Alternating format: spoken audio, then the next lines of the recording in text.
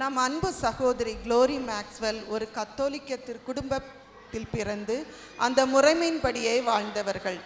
தன்னுடைய பள்ளி படிப்பு முடிவடையும் தருணத்தில் ஆண்டவராகிய இயேசு கிறிஸ்துவை தன் சொந்த இரட்சகராக ஏற்றுக்கொண்டு தன் வாழ்க்கையை அவருக்காக அர்ப்பணித்தார்கள். 1998ஆம் ஆண்டு இயேசு அழைக்கிறார் ஸ்தாபனத்தில் பணிபுரிந்த சகோதரர் மேக்ஸ்வெல் லாசரஸ் அவர்களுடன் திருமண பந்தத்தில் இணைக்கப்பட்டு கணவரின் ஊழிய தரிசனத்துக்கு உடன் பங்காளியாக ஆனார். 2006ஆம் ஆண்டு வேர்ட் ஆஃப் காட் மினிஸ்ட்ரீஸ் என்ற ஸ்தாபனத்தை தேவனுடைய கிருபையினால் ஆரம்பித்தார். 2013ஆம் ஆண்டு சென்ட் தாமஸ் மவுண்டில் வேர்ட் ஆஃப் காட் பிரேயர் சென்டரை ஆரம்பித்து அதன் மூலமாக அநேக ஊழியங்களை செய்து வந்தனர்.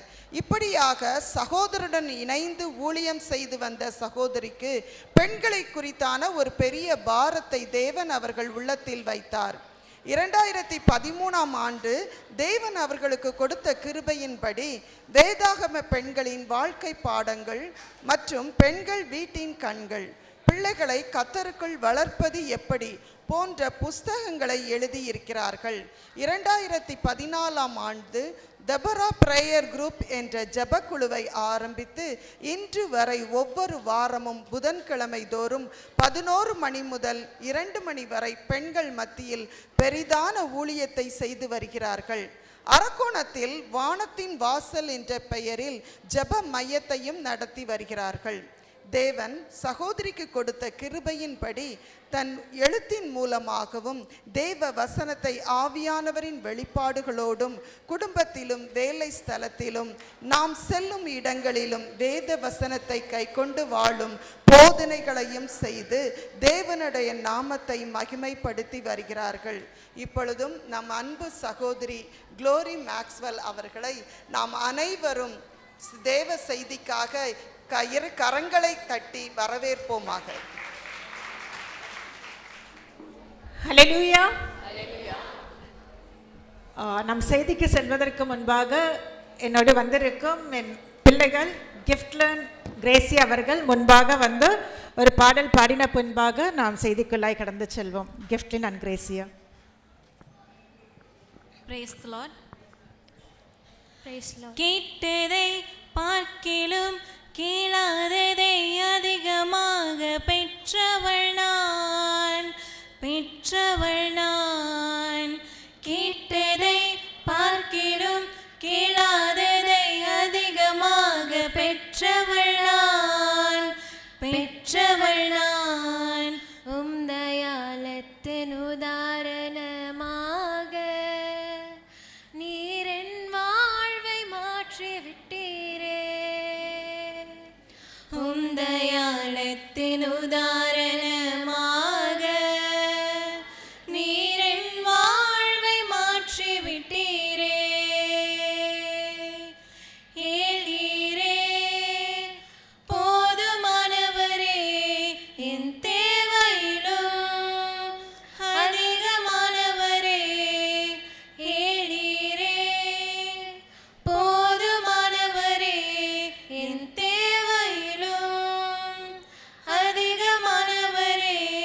என்னை கையேந்த விடல, என்னை தலைகுனியவும் விடல, என்னை கையேந்த விடல, என்னை தலைகுனியவும் விடல.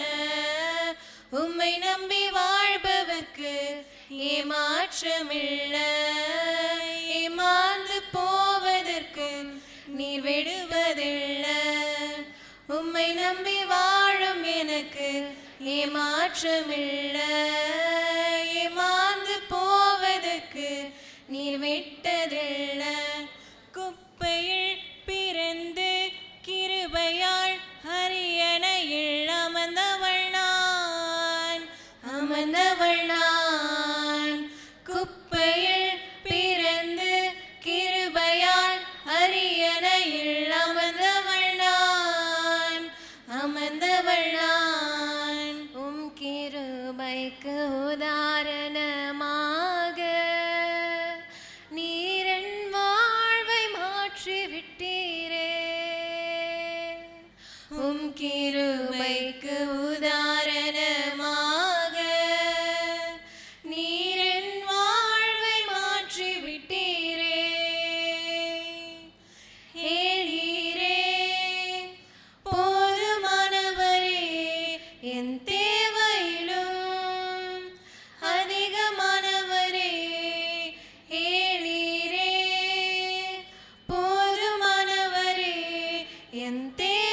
காட்டிலும் அதிகமானவரே என்னை கையேந்த விடல, என்னை தலைகுனியவும் விடல, என்னை கையேந்த விடல, என்னை தலைகுனியவும் விடல. உம்மை நம்பி வாழ்பவர்க்கு ஏமாற்றமில்ல, ஏமாந்து போவதற்கும் நீ விடுவதில்ல. உம்மை நம்பி வாழ்பவர்க்கு ஏமாற்றமில்ல, ஏமாந்து போனதாக சரித்திரமில்ல. தேங்க்யூ. ஹல்லேலூயா. சந்தோஷமா இருக்கவங்க அல்லேலூயா சொல்லாமா? துக்கத்தோடு இருக்கிறவங்க ஒரு அல்லேலூயா சொல்லாமா? சரி, நாம் எப்படிப்பட்ட நிலைமையில் வந்திருந்தாலும் நம்முடைய தேவன் நம்முடைய துக்கத்தை சந்தோஷமாய் மாற்றுகின்ற தேவன், நம்முடைய கண்ணீரை அவர் களிப்பாய் மாற்றுகின்ற தேவன், நம்முடைய வாழ்க்கையிலே காணப்படுகின்ற சாபமான காரியங்களை அவர் ஆசீர்வாதமாய் மாற்றுகின்ற தேவன். இந்த நாளிலும் கூட ரெகோபோத் ஜெப சுவிசேஷ ஊழியத்தின் 18ஆம் ஆண்டை கொண்டாடுகின்ற உங்கள் ஒவ்வொருவருக்கும் நான் வாழ்த்துக்களை தெரிவித்துக் கொள்கின்றேன்.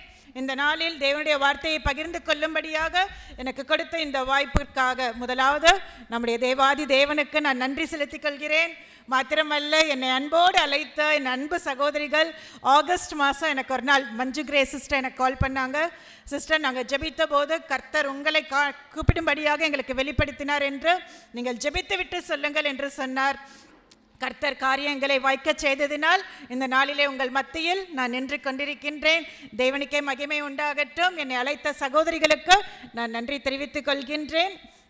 அன்றைக்கு சகோதரிகளாக ஒரு நாள் என்னுடைய வீட்டுக்கு வந்தார்கள் என்னை அழைக்கும்படியாக. அன்றைக்கு வரும்போது அவர்கள் சொன்ன ஒரு காரியம், கர்த்தர் எங்களை ஊழியத்திற்கு அழைத்ததினால் நாங்கள் இந்த ஊழியத்தை செய்து கொண்டிருக்கிறோம். மாத்திரமல்ல, இந்த ஊழியத்தை 18 ஆண்டுகளாக நாங்கள் தொடர்ந்து செய்கிறோம் என்றால் அதற்கு முக்கிய காரணம் எங்களுடைய குடும்பத்தினர் தருகின்ற உற்சாகம் என்று. சகோதரிகள்லாம் நம்ம கைத்தட்டலாமா? எதுக்காக கைத்தட்டுறோம்? நம்முடைய குடும்பத்தினர் அவங்க உற்சாகப்படுத்தலைன்னா, உங்களுடைய கணவர் உங்களுடைய பிள்ளைகள் உங்களுக்கு உற்சாகம் கொடுக்கல, உங்களோடு கூட நிற்கல அப்படின்னா நிச்சயமாகவே இந்த ஊழியத்தை நம்மால் தொடர்ந்து செய்ய முடியாது.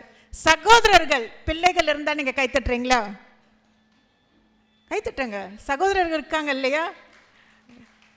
இன்றைக்கு சகோதரிகள் செய்கின்ற இந்த ஊழியத்தின் நிமித்தமாக தான் உங்களுடைய குடும்பம் இன்றைக்கு ஆசீர்வாதமாக இருக்கின்றது என்று பிள்ளைகள் சொன்ன அந்த சாட்சியெல்லாம் கேட்கும்போது உண்மையாகவே சந்தோஷமாக இருந்தது. நம்முடைய பிள்ளைகள் இன்றைக்கு உலகத்தார் பிள்ளைகள் எப்படி எப்படியோ இருக்கிறாங்க. ஆனால் இன்றைக்கு சகோதரிகள் செய்கின்ற ஜெபம், இந்த ஊழியத்தின் நிமித்தம் உங்களுடைய குடும்பம் ஆசீர்வாதமாக இருக்கின்றது. பிள்ளைகள் தெய்வ பக்தியுள்ள பிள்ளைகளாக, தெய்வ பயமுள்ள பிள்ளைகளாக வளர்கிறார்கள். அதற்காக நாம் கர்த்தருக்கு நன்றி செலுத்துவோம். உண்மையாகவே இந்த கொண்டாட்டத்தில் நீங்கள் குடும்பமாய் வந்திருப்பது உங்களுடைய உற்சாகத்தையும் உங்களுடைய ஒத்துழைப்பையும் காட்டுகின்றதாக இருக்கின்றது. சரி, நாம் இப்போதும் தேவனுடைய வார்த்தைக்கு நேராய் கடந்து செல்வதற்கு முன்பாய் நாம் தலைகளை தாழ்த்தி ஜெபம் செய்வோம். அன்பும் இரக்கமுள்ள எங்கள் நல்ல தகப்பனே, அருமையான இந்த நல்ல நாளுக்காய் உமக்கு நாங்கள் நன்றி செலுத்துகிறோம் ராஜா. அப்பா, நீர் பேசுகிற தேவன் சுவாமி.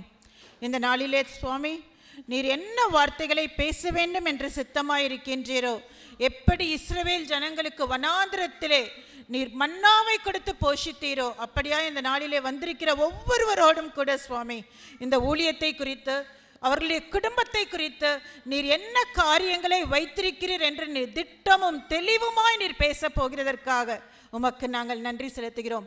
பேசுகிறவர்கள் நீங்கள் அல்ல, பிதாவின் ஆவியானவர் என்று சொன்ன வசனத்தின்படி அப்பா, நீர் என்னை மறைத்து வெளிப்பட போகிறதற்காக உமக்கு நாங்கள் நன்றி செலுத்துகிறோம். நீர் பேசுகின்ற வார்த்தைகள் எங்களை உற்சாகப்படுத்துகின்றதாக, இன்னும் உமக்காய் அதிகமாய் ஓடக்கூடிய கிருபைகளை அதிகமாய் கொடுக்க போகிறதற்காய் உமக்கு நாங்கள் நன்றி செலுத்துகின்றோம். என்னை தாழ்த்தி உம்முடைய பாதத்தில் கொடுக்கின்றேன். இயேசுவின் மூலம் ஜெபிக்கின்றோம் நல்ல பிதாவே, ஆமேன். ஹல்லேலூயா. இன்னைக்கு நம்ம தேடி வந்திருக்கிற தேவன் அவர் எப்படிப்பட்டவர்? வேதம் சொல்கின்றது, நாம் தேடி வந்திருக்கின்ற தேவன் அவர் ரொம்ப ரொம்ப நல்லவர். சங்கீதம் 34:8 சொல்கிறது, கர்த்தர் நல்லவர் என்பதை ருசித்து பாருங்கள் என்று. அவருடைய அன்பை, அவருடைய தியாகத்தை, அவருடைய மனதுருக்கத்தை, அவருடைய நேசத்தை புரிந்தவர்களுக்கு மாத்திரம்தான் தெரியும் அவர் எப்படிப்பட்டவர் என்று. ஒரு நாள் இப்படியாய் ஒரு கூட்டம் நடந்து கொண்டிருந்ததாம். ஆனால் அந்த கூட்டத்தில் பேசினவர் யார் என்று பார்ப்பீர்கள் என்றால், கடவுள் இல்லை என்று சொல்கின்ற ஒரு மனிதர், ஒரு நாத்திகவாதி. அவர் மேடை ஏறி பேச ஆரம்பித்தாராம். கடவுள் என்று ஒருவர் இல்லவே இல்லை, இயேசு என்று சொல்கிறதெல்லாம் பொய்யான காரியம் அப்படின்னு சொல்லி அவர் என்ன பண்ணாரு, பேசினாரு, பேசிட்டே இருந்தார். பேசி முடித்த பின்பாக அவர் எல்லார்ட்டையும் சொன்னார், நான் பேசின காரியத்தில் உங்களுக்கு யாருக்காவது கேள்விகள் இருந்தால் நீங்கள் கேட்கலாம், இல்லை நான் பேசின காரியங்களுக்கு எதிர்கருத்து உங்களுக்கு இருந்தாலும் நீங்கள் என்ன பண்ணலாம், மேடை ஏறி வந்து நீங்கள் உங்களுடைய கருத்தை சொல்லலாம் என்று சொல்லி அந்த நாத்திகவாதி சொன்னாராம். அங்கிருந்த எல்லாருக்குமே அவருடைய பேச்சிலே உடன்பாடில்லை. அவர் சொல்வது தவறான காரியம் என்று எல்லாருக்குமே தெரிந்தது. ஆனால் எல்லாருக்குள்ளேயுமே ஒரு பயம், இந்த மனுஷன் ரொம்ப படித்தவர், நம்ம என்ன சொன்னாலும் என்ன பண்ணுவார், அதுக்கு எதிர்மாற ஒரு காரியத்தை சொல்வார், நம்ம சொன்ன காரியம் தவறுன்னு சொல்லி எப்படியாவது நிரூபிச்சிடுவார், அதனால் எப்படி இந்த மனுஷனுக்கு நம்ம பதில் சொல்கிறது அப்படின்னு சொல்லி எல்லாருக்குள்ளேயுமே ஒரு பயம். அதனால் யாருமே தைரியமாக என்ன பண்ணல, மேடை ஏறி போய் பேசவில்லையாம். அப்போது அந்த கூட்டத்தில் குடிக்காரராக இருந்து புதிதாக ஆண்டவரை ஏற்றுக்கொண்ட ஒரு மனிதர் இருந்தாராம். அவருக்கு வேதத்திலிருந்து எந்த ஒரு விளக்கத்தையும் கொடுப்பதற்கு அவருக்கு பெரிதான ஞானம் கிடையாது. அப்போதான் அவர் ஆண்டவரை ஏற்றுக்கொண்ட ஒரு மனுஷன். அவர் என்ன பண்ணாரு, மேடைக்கு ஏறினாராம். தன்னுடைய கையில் ஒரு ஆரஞ்சு பழத்தை எடுத்துட்டு மேடைக்கு ஏறினாராம். மேடைக்கு ஏறினவர் என்ன பண்ணாரு, அந்த ஆரஞ்சு பழத்தை மெதுவாக உரிச்சு ஒரு சிலையாக எடுத்து மெதுவாக பொறுமையாக சாப்பிட்டாராம். சாப்பிட்டு முடித்து விட்டு அந்த நாத்திகவாதியை பார்த்து கேட்டாராம், நான் சாப்பிட்ட பழம் எப்படி இருந்ததுன்னு சொல்லுங்கன்னு கேட்டாராம். உடனே அந்த மனுஷனுக்கு கோவம் வந்துருச்சான்.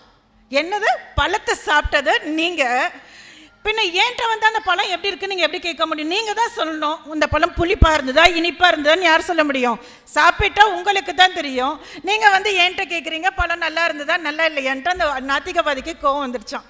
உடனே இந்த மனுஷன் சொன்னாராம், நீங்கள் சொல்கிறது கரெக்ட் சார், பழத்தை சாப்பிட்ட எனக்கு தான் அந்த பழம் எப்படி இருந்ததுன்னு தெரியும், அதே போல தான் இயேசு கிறிஸ்துவை ருசிக்காத, அவருடைய அன்பை தெரிந்து கொள்ளாத உங்களால் எப்படி அவர் இல்லைன்னு சொல்ல முடியும்? நீங்கள் ஒரு நாள் அவருடைய அன்பை ருசித்து பார்த்தாதான் இயேசு கிறிஸ்து என்பவர் உண்மையான தெய்வம் என்பதை உங்களால் சொல்ல முடியும். அதனால் நீங்கள் முதல்ல அவர் யாருன்னு நீங்கள் தெரிஞ்சுக்கோங்க, அவரோட அன்பை தெரிஞ்சுக்கிட்டீங்கன்னு வச்சுக்கோங்க. இதே போல் மேடையில் நீங்கள் என்ன பண்ணுவீங்க, அவர் எப்படிப்பட்டவர் என்பதை எல்லாருக்கும் சொல்கிற ஒரு மனிதராய் நீங்கள் மாறிவிடுவீர்கள் என்று சொன்னாராம். அந்த நாத்திகவாதிக்கு என்ன பண்ண முடியல, எந்த ஒரு பதிலுமே சொல்ல முடியலையாம். உண்மையாகவே நாம் தேடி வந்திருக்கின்ற தேவன் எப்படிப்பட்டவர், அவர் சர்வ வல்லமையுள்ள தேவன், அண்ட சராசரங்களையும் உண்டாக்கினவர், அவரால் செய்யக்கூடாத அதிசயமான காரியங்கள் ஒன்றுமே இல்லை, அவரால் எல்லாம் கூடும். அப்படிப்பட்ட ஒரு தேவனை தான் நாம் இந்த நாளிலே தேடி வந்திருக்கின்றோம். எனக்கு அன்பானவர்களே, வேதம் சொல்கின்றது, புத்தியுள்ள ஸ்திரீ தன் வீட்டை கட்டுகிறாள் என்று. ஒரு குடும்பத்தினுடைய மேன்மைக்கும் உயர்வுக்கும் யார் காரணம், பெண்கள் காரணமாக இருக்கிறாங்க அப்படின்னு சொல்லுவோம். பெண்களை குறித்து பொதுவாக சொல்லப்படுகின்ற ஒரு காரியம் என்னவென்றால், அவர்கள் பலவீன பாண்டம் என்று சொல்வார்கள். உண்மையாக சொல்ல போனால் பெண்கள் பலவீன பாண்டம் கிடையாது, அவர்கள் பலம் உள்ளவர்கள். நம்ம எல்லாருக்குமே வேதத்தில் தெரியும், தேவன் இந்த உலகத்தை சிருஷ்டித்த போது ஆதாமை எதிலிருந்து உண்டாக்கினார், சாஃப்டான ஒரு மண்ணிலிருந்து ஆதாமை உண்டாக்கினார். ஆனால் ஏவாளை உண்டாக்கும் போது எப்படி உண்டாக்கினார்,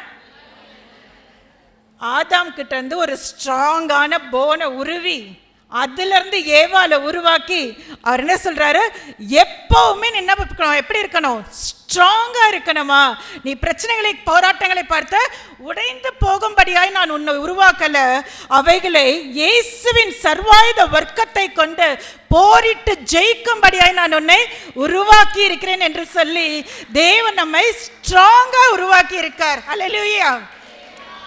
அதனால நம்ம எப்போ நம்மளாம் யாருன்னா சும்மா வேடிக்கைக்காக சொல்லணும்னா நம்மளாம் டிஎம்டி இரும்பு கம்பியை போன்ற ஸ்ட்ராங்கானவர்கள். ஹல்லேலூயா. என் கணவர் அடிக்கடி சொல்லுவாங்க, நம்ம அல்லேலூயான்னு சொல்கிற வார்த்தை சாத்தானுக்கு என்னவா, அலர்ஜியா.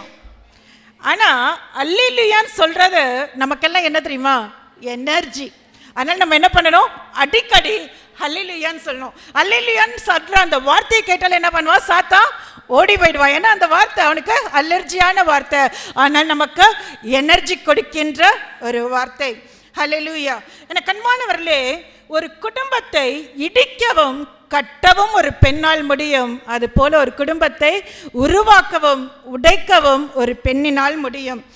இப்போ பொதுவாக பார்க்கும்போது பெண்கள் வீட்டின் கண்கள் என்று சொல்வார்கள். பெண்கள் தேவனுடைய பார்வையிலே விசேஷமானவர்கள், விலையேற பெற்றவர்கள், தேவனுடைய திட்டத்திலே முக்கிய பங்கு வகிக்கிறவர்கள் என்று சொல்லலாம். வேதத்தில் ஆண்டவர் பார்த்தீங்கன்னா ஒவ்வொரு காலகட்டத்திற்கும் ஒவ்வொரு இடத்திற்கும் தம்முடைய திட்டத்தை நிறைவேற்றும்படியாக ஒவ்வொருத்தரையும் தெரிந்து கொண்டார். வேதத்தில் பார்க்கும்போது ஆபிரகாமை தெரிந்து கொண்டார். எதற்காக என்று பார்த்தோம் என்றால், ஜாதிகளுக்கு தலைவனாக இருக்கும்படியாக தெரிந்து கொண்டார். மோசேயை இஸ்ரவேல் ஜனங்களை வழிநடத்துகின்ற ஒரு நல்ல தலைவனாக தெரிந்து கொண்டார். யோசுவாவை மோசே விட்டு போன பணியை தொடர்ந்து செய்யும்படியாய் தெரிந்து கொண்டார். சீமோன் பேதுருவை சபையை கட்டும்படியாய் தெரிந்து கொண்டார். அப்போஸ்தலர் பவுலை புறஜாதிகளுக்கு சுவிசேஷத்தை சொல்லும்படியாய் தெரிந்து கொண்டார். இப்படியாக வேதத்தில் பல ஆண்களை தேவன் தெரிந்து கொண்டிருக்க, அதே சமயத்தில் தேவனுடைய திட்டத்தை நிறைவேற்றும்படியாய் தேவன் புதிய ஏற்பாட்டிலும் சரி பழைய ஏற்பாட்டிலும் சரி பல பெண்களை தெரிந்து கொண்டிருக்கின்றார். டெபோராவை எடுத்துக்கொள்ளும் போது முதல் நியாயாதிபதி என்று சொல்லி அவர்களை குறித்து சொல்லப்பட்டிருக்கின்றது. இஸ்ரவேல் ஜனங்களை நல் வழியிலே நடத்தும்படியாக நல்ல ஒரு நியாயாதிபதியாக தீர்க்கதரிசியாக தெரிந்து கொண்டார். இந்த டெபோராவை குறித்து யோசிக்கும் போது நான் வியந்து பார்த்த ஒரு காரியம் என்னவென்றால், பெண்களை நம்ம ஒரு ஜெப கூட்டத்திற்கோ இல்லை ஒரு ஊழியத்திற்கோ அழைக்கும் போது சில பெண்கள் சொல்கின்ற ஒரு காரியம், எனக்கு வீட்டில் நிறைய வேலை இருக்குது, எனக்கு டைமே கிடையாது, வீட்டில் கணவர் அவரை வேலைக்கு அனுப்பணும், பிள்ளைகளை ஸ்கூலுக்கு அனுப்பணும், அதுக்கப்புறம் எனக்கு துணி துவைக்கணும், பாத்திரம் தேய்க்கணும், வேலை அப்படியே சொல்லிகிட்டே போவாங்க. உண்மைதான், எல்லா பெண்களுக்கும் வேலை அதிகமாக இருக்கிறது. வேலை இல்லாத பெண்கள் அவர்கள் ஓய்வெடுக்க கூட நேரம் இருக்குமா என்று சொல்லத்தக்கதா ஒவ்வொரு பெண்களுடைய குடும்பத்திலும் இருக்கிறது. இந்த தெபோராலை குறித்து பார்க்கும்போது வேதம் சொல்கிறது, லபிதோத்தின் மனைவியாகிய தெபோரால் என்று சொல்லி பார்க்கும்போது, இந்த தெபோரால் அவர்களுக்கு குடும்ப பொறுப்புகள் இருந்திருக்கும். கணவனை பார்க்கணும், பிள்ளையை பார்க்கணும், வீட்டு வேலைகளை பார்க்கணும், இப்படி மலை போன்ற பல காரியங்கள் இருந்த போதிலும், ஆனால் தன்னை சுற்றியுள்ள ஜனங்களுடைய வாழ்க்கையை சீர்படுத்தும்படியாக, அவர்களுடைய வாழ்க்கையை கட்டப்படும்படியாக இந்த தெபோரால் தன்னை ஒப்பு கொடுத்தார். இந்த தெபோராலை குறித்து வேதம் சொல்கிறது, இஸ்ரவேலிலே நல்ல நியாயாதிபதியாக இருந்தார். மாத்திரமல்ல, தேவனிடத்திலிருந்து வார்த்தைகளை பெற்று ஜனங்களை சீர்படுத்துகின்ற நல்ல ஒரு தீர்க்கதரிசியாக இருந்தார். இந்த தெபோரால் எல்லோருடைய பிரச்சனைகளையும் தன்னுடைய பிரச்சனைகளைப் போல நினைத்து அவர்களுக்கு ஆலோசனை கொடுத்ததால் இந்த தெபோராலை குறித்து வேதம் சொல்கிறது, நல்ல ஒரு தாயாக இருந்தார் என்று சொல்லி. மேலும் எஸ்தர், ஒவ்வொரு பெண்களை குறித்து நம் வேதத்தில் அநேக விசேஷமான காரியங்களை பார்க்கலாம். எஸ்தரை யூத சந்ததியை அழிவிலிருந்து காப்பாற்றும்படியாய் தெரிந்து கொண்டார். சாரிபாத் பெண்ணை தேவ மனிதனாகிய எலியாவை போஷிக்கும்படியாய் தெரிந்து கொண்டார்.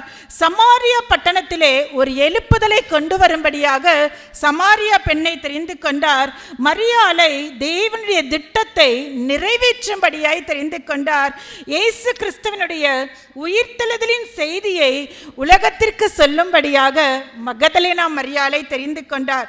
இப்படியாக இயேசு கிறிஸ்துவனுடைய பிறப்பிலும் சரி உயிர்த்தெழுதலிலும் சரி பெண்களுடைய பங்கு முக்கியமானதாய் காணப்படுகின்றது. இப்படியாக வேதத்தில் ஒவ்வொருவரையும் குறித்து தேவன் ஒரு உன்னத நோக்கத்தை திட்டத்தை வைத்திருக்கின்றார். இந்த நாட்களிலே கர்த்தர் இந்த சந்ததிக்கு ஆசீர்வாதமாய் இருக்கும்படி வரப்போகின்ற கடைசி நாளை எழுப்புதலின் நாட்களிலே நீங்கள் ஒவ்வொருவரும் பங்குள்ளவர்களாய் இருக்கும்படிதான் இந்த நாள் என்ன பண்ணியிருக்காரு, சிஸ்டர் சொன்னது போல நீங்கள் ஒவ்வொருத்தரும் கடைசி கால எழுப்புதலின் நாட்களிலே நாட்களிலே நம்ம என்ன பண்ண போறோம்? ஒவ்வொருவரும் தேவனுடைய ராஜ்யத்தின் பணியை செய்யும்படியாக, எழுப்புதலின் நாட்களிலே நாம் பங்குள்ளவர்களாக இருக்கும்படியாக இந்த இடத்திற்கு வந்திருக்கிற ஒவ்வொருவரையும் தேவன் தெரிந்து கொண்டிருக்கின்றார். ரோமர் 8:30 சொல்கிறது, எவர்களை முன்குறித்தாரோ அவர்களை அழைத்தும் இருக்கிறார், எவர்களை அழைத்தாரோ அவர்களை நீதிமான்களும் ஆக்கி இருக்கிறார், எவர்களை நீதிமான்கள் ஆக்கினாரோ அவர்களை மகிமைப்படுத்தியும் இருக்கின்றார். எனக்கு அன்பானவர்களே, வேதத்தில் ஒரு வசனம் உண்டு, தன்னுடைய மகிமையை வேறொருவருக்கும் என்ன பண்ண மாட்டாராம்? ஆண்டவர் கொடுக்க மாட்டாராம். ஆனா இந்த இடத்துல என்ன சொல்றாரு? நான் உங்களை தன்னால் தெரிந்து கொள்ளப்பட்ட ஜனங்கள் ஆண்டவர் என்ன பண்றாரா? நீதிமான்களாக்கி மகிமைப்படுத்துவேன் என்று சொல்கின்றார். எனக்கு அன்பானவர்களே, யோவான் 11:26 சொல்கிறது, ஒருவன் எனக்கு ஊழியம் செய்தால் பிதாவானவர் அவனை கனம் பண்ணுவார். இந்த நாள்ல உண்மையும் உத்தமமாய் தேவனுக்காய் ஊழியம் செய்கின்ற உங்கள் ஒவ்வொருவரையும் தேவன் என்ன பண்ண போகிறார்? மகிமைப்படுத்த போகிறது மாத்திரமல்ல, உங்களை கனப்படுத்த போகின்றார், உங்களுடைய குடும்பத்தை கனப்படுத்த போகின்றார், உங்களுடைய பிள்ளைகளை கனப்படுத்த போகின்றார். நீங்கள் உண்மையாய் செய்கின்ற இந்த ஊழியத்தை தேவன் கனப்படுத்த போகின்றார். இந்த ஊழியத்தை ஆரம்பித்து இந்த ஆண்டு 18 ஆண்டுகள் விழாவை கொண்டாடும்படியாக நாம் இங்கு கூடி வந்திருக்கின்றோம். வேதத்தில் பார்க்கும்போது ஒவ்வொரு எண்ணிற்கும் ஒரு விசேஷம் உண்டு. ஒவ்வொரு எண்ணெய் குறித்தும் இப்போ நம்ம 3 என்று பார்க்கும்போது திரித்துவ தேவனை குறிக்கின்றதாக இருக்கிறது, 7 பூரணத்தை குறிக்கின்றது, 9 பரிபூரணத்தை குறிக்கின்றது. அப்படியாக 18ஆம் வருட ஆனிவர்சரிக்காக கர்த்தர் தீர்க்கதரிசனமாக என்ன சொல்கிறார் என்பதை குறித்து பார்த்துவிட்டு உங்களுக்காக தேவன் என்ன வாக்குத்தத்தமான வசனத்தை வைத்திருக்கிறார் என்று சொல்லி நாம் பார்ப்போம். முதலாவது, இந்த 18ஆம் ஆண்டு மீட்பின் ஆண்டு, விடுதலை பெறுகின்ற ஒரு வருஷம் என்று சொல்லலாம். வேதத்தில் 18 என்ற எண் மீட்பை குறிக்கின்றது. சவுல் இஸ்ரவேலின் ராஜாவாகிறதற்கு முன்பாக இஸ்ரவேலர்கள் அவர்களுடைய எதிராளிகளான மோவாபியர்கள், பெலிஸ்தியர்கள் மற்றும் அம்மோனியர்களால் 18 ஆண்டுகள் என்ன பண்ணாங்களாம்? சிறைப்பிடிக்கப்பட்டிருந்தார்களாம். மோவாபியர்கள், அம்மோனியர்கள், இந்த இஸ்ரவேல் ஜனங்கள் தேவனால் கானான் தேசத்திற்கு மீட்கப்பட்டு கொண்டு வந்த இந்த இஸ்ரவேல் ஜனங்கள் 18 ஆண்டுகளாக அடிமைத்தனத்தில் காணப்பட்டார்களாம்.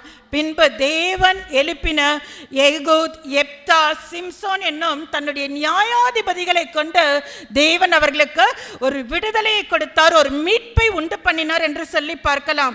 எனக்கு அன்பானவர்களே, இந்த 18ஆம் வருடம் கட்டப்பட்டிருக்கின்ற, ஒடுக்கப்பட்டிருக்கின்ற, அடிமைத்தனத்தில் இருக்கின்ற அநேகரை விடுவிக்கும்படியாக அவர்களுடைய வாழ்க்கையிலே தேவனுடைய மீட்பை, தேவனுடைய ரட்சிப்பை கொண்டு வரும்படியாக தான் தேவன் இந்த நாள் என்ன பண்ணியிருக்கார்? உங்கள் ஒவ்வொருவரையும் தெரிந்து கொண்டிருக்கின்றார். இன்றைக்கு இந்துலேருந்து ரட்சிக்கப்பட்ட ஒரு சகோதரி நம்ம மத்தியில் ஒரு சாட்சி சொன்னாங்க. அவங்களுக்கு எப்படி உபவாசம் இருக்கணும்னு தெரில, எப்படி ஜெபம் பண்ணணும்னு தெரில, ஆனால் ஒரே ஒரு காரியம், ஆண்டவரை நம்பினா எனக்கு ஒரு விடுதலை கிடைச்சிடும் அப்படின்னு சொல்லி ஒரே ஒரு நம்பிக்கை அவர்களுக்குள்ளாக. இப்படியாக நம்மை சுற்றிலும் எத்தனையோ பேர் பலவிதமான காரியங்களினால் கட்டப்பட்டிருக்கிறார்கள். அவர்களுக்கு உண்மை தேவன் யார் என்று தெரியாமல் இருக்கிறார்கள். இப்படி கட்டப்பட்டிருக்கிற அநேகரை விடுவிக்கும்படியாக தான் தேவன் இந்த நாளிலே உங்கள் ஒவ்வொருவரையும் தெரிந்து கொண்டிருக்கிறார். இந்த 18ஆம் ஆண்டு நீங்கள் கட்டப்பட்டிருக்கிற ஜனங்களுக்கு ஒரு விடுதலையை, மீட்பை கொண்டு வர போகின்ற ஒரு ஆண்டாக இருக்க போகின்றது.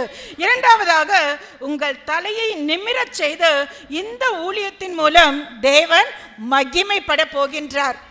வேதத்திலே லூக்கா 13ஆம் அதிகாரத்தில் நாம் பார்த்தோம் என்றால் 18 ஆண்டுகளாக கூனியாக இருந்த ஒரு பெண்ணை குறித்து சொல்லப்பட்டிருக்கின்றது.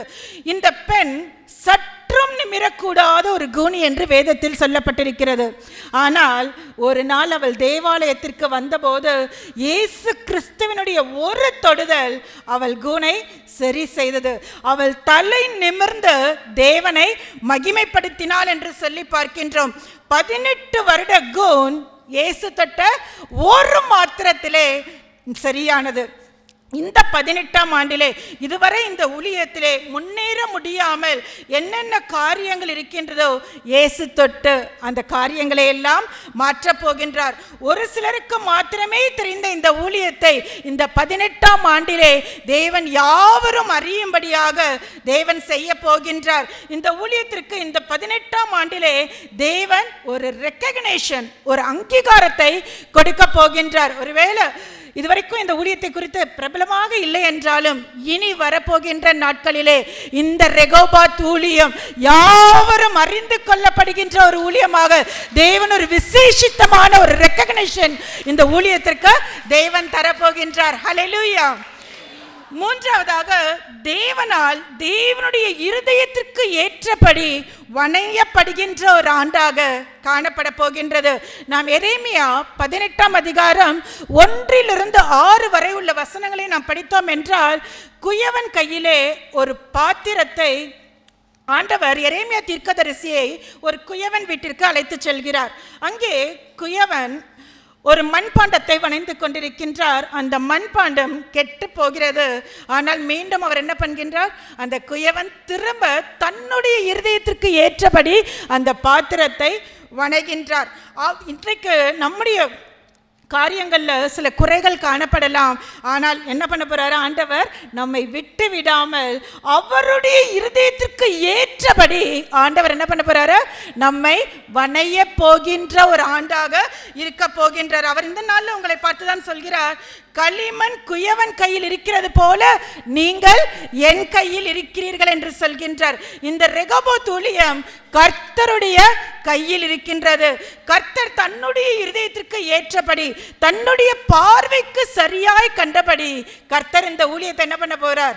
வணைய போகின்றார். அதை அவருடைய இருதயத்திற்கு ஏற்றபடி வணையும்படியாக ஏற்ற ஆலோசனைகளை நீங்கள் ஜெபிக்கும் போது தேவன் உங்கள் ஒவ்வொருவருக்கும் வெளிப்படுத்த போகின்றார். காரியங்களை எப்படியாய் செய்ய வேண்டும் என்ற ஞானத்தை, ஆலோசனையை இந்த ரெகோபாத் ஊழியத்தை நடத்துகின்ற ஒவ்வொரு சகோதரிகளுக்குள்ளாக தேவன் கொடுக்க போகின்றார். இந்த குயவன் கையில் இருக்கிற அந்த களிமண் அதுக்குள்ள ஒரு ஒன்னஸ் இருந்தால் என்ன ஆகும்?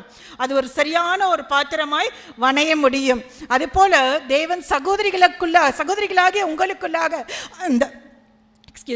அந்த ஒன்னஸ் கொடுத்திருக்கிறனால தான் இன்றைக்கு நம்ம எல்லாருமே இந்த இடத்துல என்ன பண்ணியிருக்கோம்? கூடி வந்திருக்கின்றோம். அப்படியாய் கூடி வந்திருக்கின்ற நம்ம எல்லாருமே, ஆண்டவரே உமக்கு உகந்த பாத்திரமாய் எங்களை உருவாக்குங்க, எங்களை வணைந்து கொள்ளுங்க என்று சொல்லி நம்ம இன்னும் அதிகமாய் விட்டு கொடுக்கும் போது தேவன் அவருக்கு உகந்த ஒரு பாத்திரமாய் நம் ஒவ்வொருவரையும் வணைகிறதற்கு அவர் உண்மையுள்ள தேவனாக இருக்கின்றார். நான்காவதாக பார்க்கும்போது விருத்தி அடையும் ஒரு ஆண்டு. லூக்கா 2:52 சொல்கிறது, இயேசுவானவர் ஞானத்திலும் வளர்த்தியிலும் தேவ கிருபையிலும் மனுஷ தயவிலும் அதிகமாய் விருத்தி அடைந்தார். தன்னுடைய 12வது வயதில் தன் தாய் தகப்பனுடன் எருசலேம் ஆலயத்திற்கு சென்று திரும்பி வந்த அவர் அதன் பின்பாக இயேசு கிறிஸ்துவை குறித்து பெரிதாக சொல்லப்படவில்லை. இந்த ஒரு வசனம் சொல்கிறது, அவர் ஞானத்திலும் வளர்த்தியிலும் தேவ கிருபையிலும் மனித தயவிலும் வளர்ந்தார் என்று சொல்லி, பிதாவின் சித்தத்தை செய்வதற்காக காத்திருந்த அந்த 18 ஆண்டுகளாக இயேசுவின் வாழ்க்கையில் என்ன நடந்தது என்று பார்த்தோம் என்றால், அவர் என்ன பண்ணாரு? ஞானத்திலும் வளர்த்தியிலும் தேவ கிருபையிலும் மனித தயவிலும் வளர்ந்தார், விருத்தி அடைந்தார் என்று சொல்லி பார்க்கலாம். அதன் பிறகு நாம் அறிந்ததை போல என்ன நடந்தது? இயேசு கிறிஸ்துவினுடைய ஊழியம் மகிமையாயிருந்தது. எனக்கு அன்பானவர்களே, இந்த 18ஆம் ஆண்டு இதுவரை இல்லாத அளவிற்கு தேவன் உங்களை தம்முடைய ஞானத்தினால், தம்முடைய கிருபையினால், தம்முடைய தயவினால் உங்களை நடத்த போகின்றார். உங்களை அதிகமாய் உங்களை விருத்தி அடைய செய்ய போகின்ற ஒரு ஆண்டாய் காணப்பட போகின்றது. நீங்கள் வலதுபுறத்திலும் இடதுபுறத்திலும் இடம் கொண்டு பெருகுகின்ற ஒரு ஆண்டாக இருக்க போகின்றது. மேற்கு, கிழக்கு, தெற்கு, வடக்கு என்று ஊழியத்தை தேவன் பரம்ப செய்ய போகின்றார். ஒருவேளை இதுவரைக்கும் நீங்க இந்த இடத்துல தான் நாங்க செஞ்சுட்டு இருந்தோம், நாங்க கான்ஃபரன்ஸ் கால்ல தான் இந்த ஊழியத்தை நடத்திட்டு இருந்தோம் அப்படின்னு சொல்லி ஒருவேளை நீங்க நினைக்கலாம். ஆனால் இனி வரப்போகின்ற நாட்களிலே தேவன் அநேக ஊழிய வாசல்களை தேவன் திறந்து கொடுக்க போகின்றார். அநேக இடங்களுக்கு தேவன் சகோதரிகளாக உங்களை அழைத்து செல்ல போகின்றார். அநேக கிராமங்களுக்கு சென்ற தேவனுடைய வார்த்தையை பிரசங்கிக்கக்கூடிய ஊழியக்காரிகளாக தேவன் உங்களை வைக்க போகின்றார். ஐந்தாவதாக பார்க்கும்போது பெருக்கத்தை பார்க்கும் ஒரு ஆண்டு. 18 என்பது கிறிஸ்துவுக்குள் தேவனுடைய பிள்ளைகளுடைய வாழ்க்கையிலே ஒரு பெருக்கத்தை குறிக்கின்றது. 18 என்பது எப்படி மீட்பை குறிக்கின்றதோ அது போல 18 என்பது ஒரு பெருக்கத்தை குறிக்கின்றது. 18 என்ற எண்ணை நம்ம இரண்டாக பிரித்தோம் என்றால் 9 என்று நாம் பிரிப்போம். பரிசுத்த ஆவி 9 அப்படின்ன உடனே நம்மளுக்கு என்ன ஞாபகம் வரும்? ஆவியின் வரங்கள், இன்னொன்று ஆவியின் கனிகள். நம்ம ஒவ்வொருத்தருக்குமே தேவையானது, ஆண்டவரால் ரட்சிக்கப்பட்ட ஒவ்வொரு கிறிஸ்தவர்களுக்கும் தேவையான ஒரு காரியம் என்னவென்றால், பரிசுத்த ஆவியின் கனிகள் எவ்வளவு முக்கியமோ அதே அளவுக்கு பரிசுத்த ஆவியினுடைய கனிகளும் வரங்களும் நமக்கு முக்கியமாய் காணப்படுகின்றது. இது நம்முடைய ஊழியத்தின் வாழ்க்கையில் ஒரு பேலன்ஸ்டான ஒரு வாழ்க்கையை குறிக்கின்றதாக இருக்கிறது. வரங்கள் நாம் ஊழியம் செய்வதற்கான வல்லமையை நமக்கு கொடுக்கின்றது. கனிகள் நம்முடைய குணத்தின் மூலமாக இயேசு கிறிஸ்துவின் அன்பை வெளிப்படுத்துகின்ற ஒரு கருவியாக நமக்கு இருக்கின்றது. இந்த 18ஆம் ஆண்டிலே தேவன் உங்களுக்கு பரிசுத்த ஆவியின் 9 வரங்களையும் பரிசுத்த ஆவியின் 9 கனிகளையும் கொடுத்து தேவன் ஊழியத்தில் இன்னும் வல்லமையாய் உங்களை பயன்படுத்த போகின்றார். இந்த 18ஆம் ஆண்டிலிருந்து பரிசுத்த ஆவியினுடைய வரங்களினுடைய செயல்பாட்டை நீங்கள் அதிகமாய் ஊழியத்திலே பார்க்க போகிற ஒரு ஆண்டாய் காணப்படுகின்றது. கர்த்தர் தம்முடைய பரிசுத்த ஆவியை பெருமழையாய் இந்த ஊழியத்திலே ஊற்ற போகிறார். பரிசுத்த ஆவியினுடைய அசைவாடுதல் ஊழியத்திலே அதிகமாய் காணப்பட போகின்றது. ஆவியானவர் ஊற்றப்படும் போது வனாந்திரமாய் காணப்படுகின்ற இடங்கள் பசுமையாய் மாறப்போகின்றது. வயல் நிலங்கள் பெரும் விளைச்சலை தருகின்றதாய் காணப்பட போகின்றது. இந்த ரெகோபோத் ஊழியத்திலே கர்த்தர் வருகிற நாட்களிலே பெரிய ஒரு அறுவடையை காணும்படியாய் தேவன் கிருபை செய்ய போகிறார். நம்புறவங்க மாத்திரம் அல்லேலூயா சொல்வோமா? அல்லேலூயா. இதுவரை இல்லாத அளவு கர்த்தர் இந்த ஊழியத்தை கொண்டு செய்ய போகின்ற காரியம் பெரிதாய் இருக்க போகின்றது. 18ஆம் ஆண்டிலே கர்த்தர் செய்ய போகின்ற 5 காரியங்களை குறித்து சொன்னேன். முதலாவது, கட்டப்பட்டிருக்கிற அநேகருடைய வாழ்க்கையிலே ஒரு மீட்பை விடுதலையை கொண்டு வருகின்ற ஒரு ஆண்டாக இருக்க போகின்றது. இரண்டாவது, உங்கள் தலையை நிமிர செய்து தேவனுடைய நாமத்தை மகிமைப்படுத்த போகின்ற ஒரு ஆண்டாக இருக்க போகின்றது. மூன்றாவதாக, தேவனுடைய இருதயத்திற்கு ஏற்ற ஒரு பாத்திரமாய் தேவன் உங்களை வணைந்து அதிகமாய் ஊழியத்திலே பயன்படுத்த போகின்ற ஒரு ஆண்டாய் காணப்பட போகின்றது. நான்காவதாக, விருத்தி அடையும் ஒரு ஆண்டு, ஞானத்திலும் வளர்த்தியிலும் தேவ கிருபையிலும் மனித தயவிலும் விருத்தி அடைகின்ற ஒரு ஆண்டாக இருக்க போகின்றது. ஐந்தாவதாக, ஒரு பெருக்கத்தை பார்க்கின்ற ஒரு ஆண்டாக இருக்க போகின்றது. எனக்கு அன்பானவர்களே, நான் இந்த ஊழியத்திற்காய் ஜெபித்த போது ஆண்டவர் பல காரியங்களை என்னோடு கூட பேசிக்கொண்டே இருந்தார். 18 ஆண்டு, அதுக்கு நம்ம ஒரு காரியத்தை சொல்லணும். மாத்திரமல்ல, வந்திருக்கிற ஒவ்வொருவருக்கும் விசேஷித்த விதமான ஒரு வாக்குத்தத்த வசனத்தை நம்ம கொடுக்கணும். அதற்காக நான் ஜெபத்தில் காத்து கொண்டிருந்த போது அருமையான ஒரு வசனத்தை ஆண்டவர் எனக்கு காண்பித்தார். யாத்திராகமம் 34ஆம் அதிகாரம் 10ஆம் வசனம். எடுத்தவர்கள் வாசிக்கலாம்.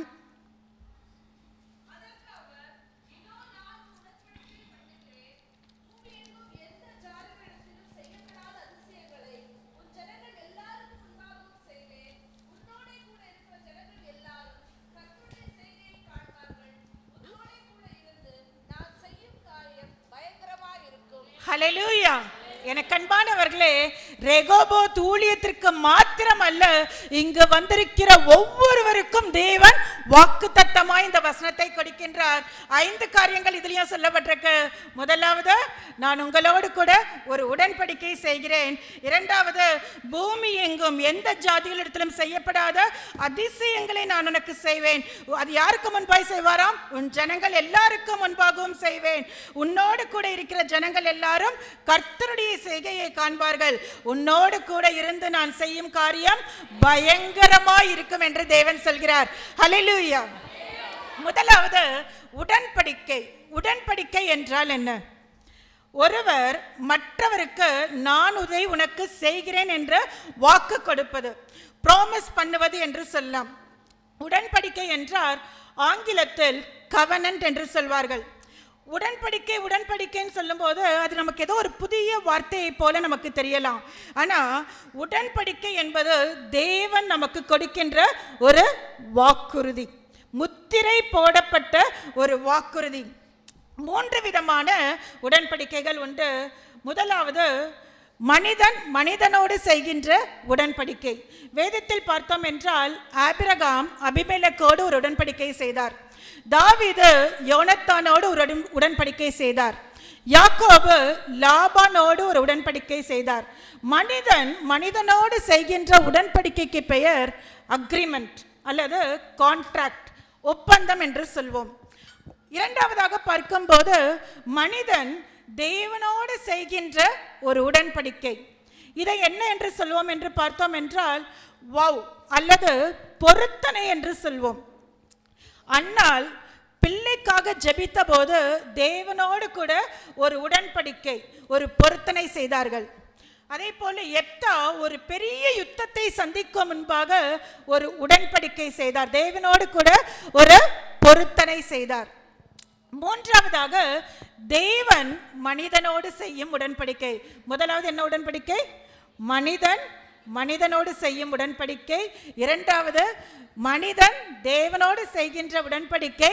மூன்றாவது தேவன் மனிதனோடு செய்கின்ற உடன்படிக்கை.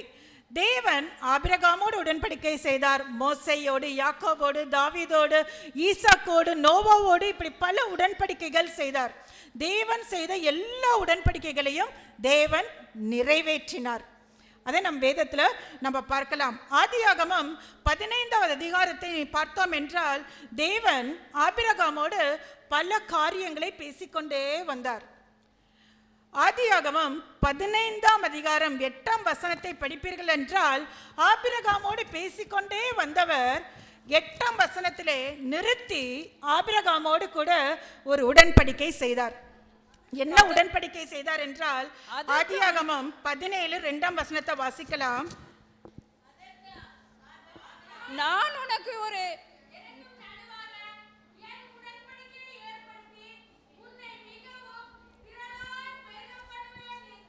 நான் உன்னை மிகவும் திரளாய் பெருக பண்ணுவேன் என்று சொல்கிறார். மேலும் 4ஆம் வசனத்தில் பார்த்தீங்கன்னா நீ திரளான ஜாதிகளுக்கு தகப்பனாவாய் என்று சொல்லி தேவன் ஆபிரகாமோடு கூட ஒரு உடன்படிக்கை செய்கின்றார். எனக்கு அன்பானவர்களே, ஆபிரகாமிற்கு அதுவரைக்கும் அவருடைய சொந்த ஜனங்களுக்கு மத்தியிலே அவருக்கென்று ஒரு அடையாளம் இல்லாமல் இருந்தது. ஒருவரும் ஆபிரகாமை அங்கீகரிக்கவில்லை. ஆபிரகாமை குறித்து பெரிதாக பேசப்படுவதற்கு அதுவரைக்கும் ஒன்றும் இல்லாமல் இருந்தது. ஆனால் தேவன் சொல்கின்றார், ஆபிரகாமே, நான் உன்னோடு கூட ஒரு உடன்படிக்கை செய்கிறேன். நான் உன்னை திரளாய் பெருக பண்ணி ஜாதிகளுக்கு தகப்பனாக்குவேன் என்றார். இது எதை குறிக்கிறது என்றால் இந்த உலகத்திலே நான் உனக்கென்று ஒரு அடையாளத்தை ஏற்படுத்த போகின்றேன் என்று தேவன் சொல்கின்றார். அது என்ன அடையாளம்? ஒரு சிறப்பான ஒரு அடையாளம். பிள்ளையே இல்லாத ஆபிரகாமிற்கு தேவன் ஒரு உடன்படிக்கை செய்தார். என்ன செய்தார்? ஜாதிகளுக்கு தகப்பனாவா என்று சொல்லி ஒரு உடன்படிக்கை செய்தார். அது அந்த ஆபிரகாமிற்கு ஒரு அடையாளத்தை கொடுத்தது. இன்றளவும் சரி, நம்ம எல்லாம் யாருடைய சந்ததி என்று அறியப்படுகிறோம்? ஆபிரகாமினுடைய சந்ததி என்று அறியப்படுகின்றோம். எனக்கு அன்பானவர்களே, இந்த நாட்டிலிருந்து இங்கு வந்திருக்கிற ஒவ்வொருவருக்கும் தேவன் ஒரு அடையாளத்தை கொடுக்க போகின்றார். இந்த ஊழியத்திற்கென்று தேவன் ஒரு அடையாளத்தை கொடுக்க போகின்றார். இதுவரைக்கும் உங்களை குறித்து பெரிதாக பேசப்படுவதற்கு ஒன்றுமில்லாமல் இருக்கலாம். ஆனால் இந்த நாள் முதல் குறித்து கொள்ளுங்கள், உங்கள் குடும்பத்தினர் மத்தியிலே உங்களுக்கென்று ஒரு அடையாளத்தை கொடுக்க போகின்றார். நீங்கள் வேலை செய்கின்ற இடத்திலே உங்களுக்கென்று ஒரு அடையாளத்தை கொடுக்க போகின்றார்.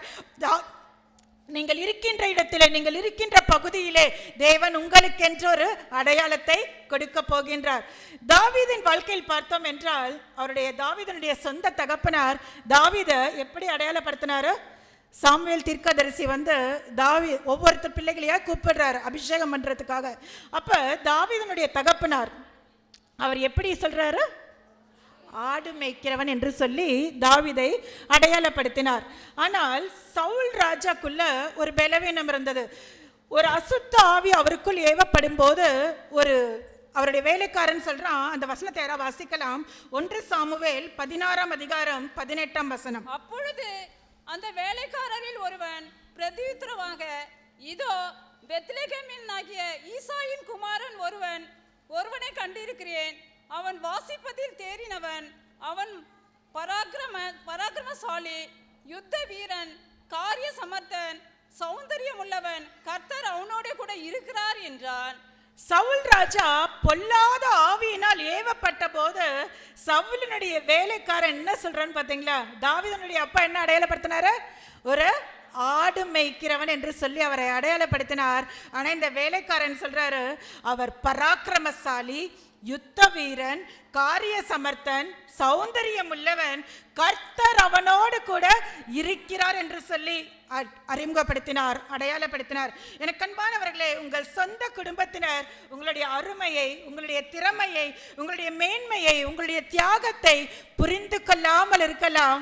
ஆனால் நாள் ஒன்று வரும், எந்த இடத்தில் உங்களை மேன்மைப்படுத்த வேண்டுமோ, எந்த இடத்தில் உங்களை உயர்த்த வேண்டுமோ, எந்த நபருக்கு முன்பாக உயர்த்த வேண்டுமோ, அந்த நாளிலே நீங்கள் எதிர்பார்க்காதபடி தேவன் அந்த இடத்திலே உங்களுக்கு ஒரு மேன்மையை, ஒரு மகிமையை கொண்டு வருவார் என்பதில் எந்த ஒரு சந்தேகமுமே இல்லை.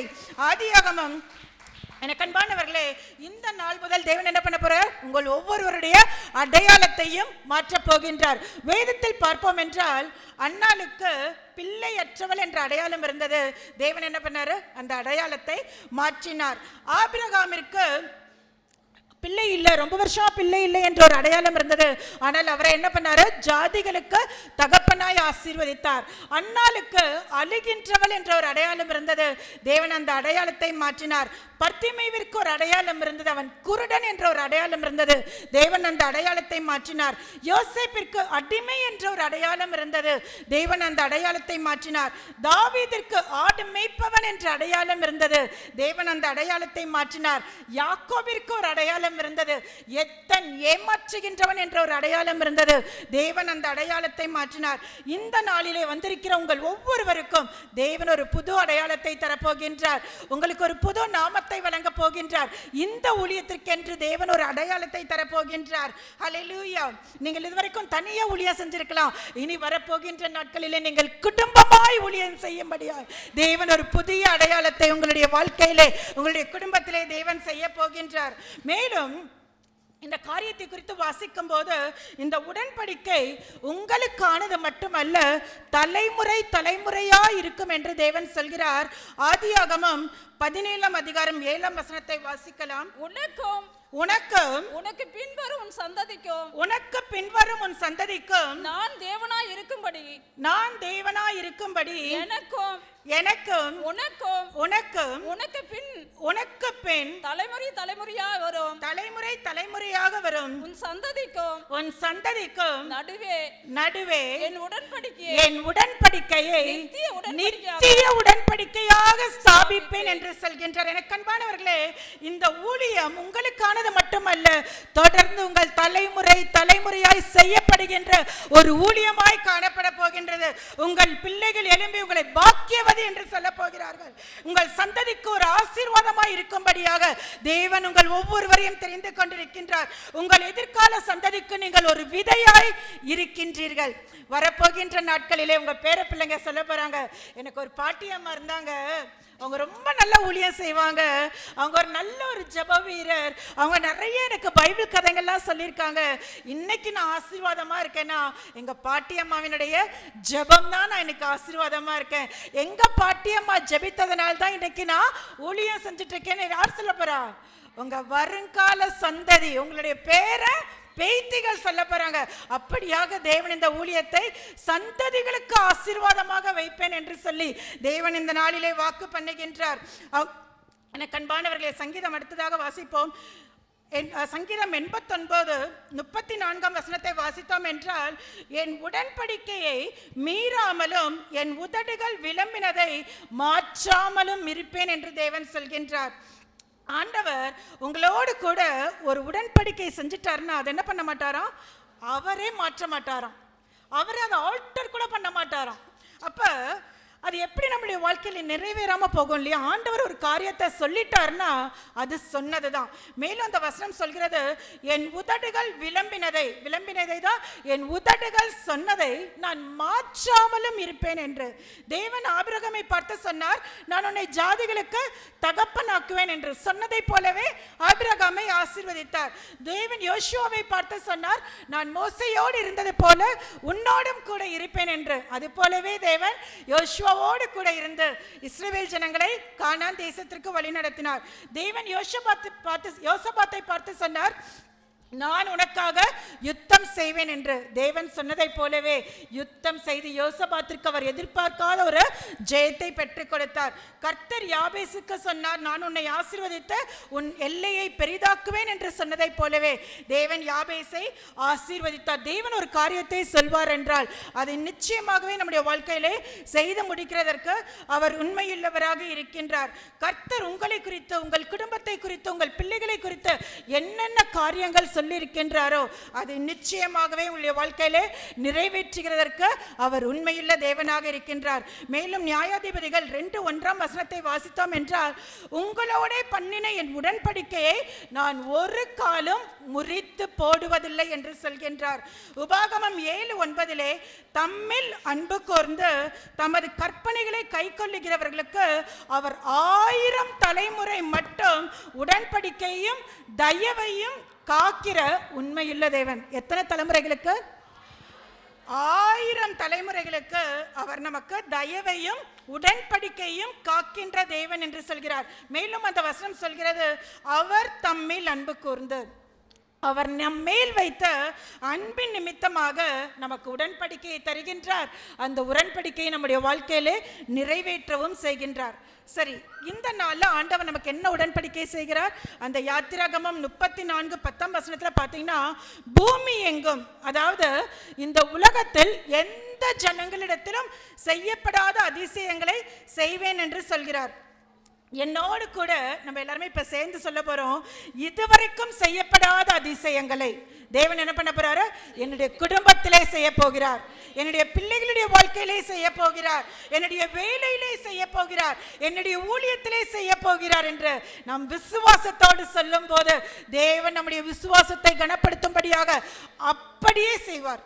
தேவனுடைய வாக்குத்தத்தங்கள் எல்லாம் ஆம் என்றும் ஆமேன் என்றும் இருக்கின்றது. மேலும் மீகா 7:15 சொல்கிறது, நீ எகிப்து தேசத்திலிருந்து புறப்பட்ட நாளில் நடந்ததை போலவே உன்னை அதிசயங்களை காண பண்ணுவேன். இங்க என்ன சொல்றாரு?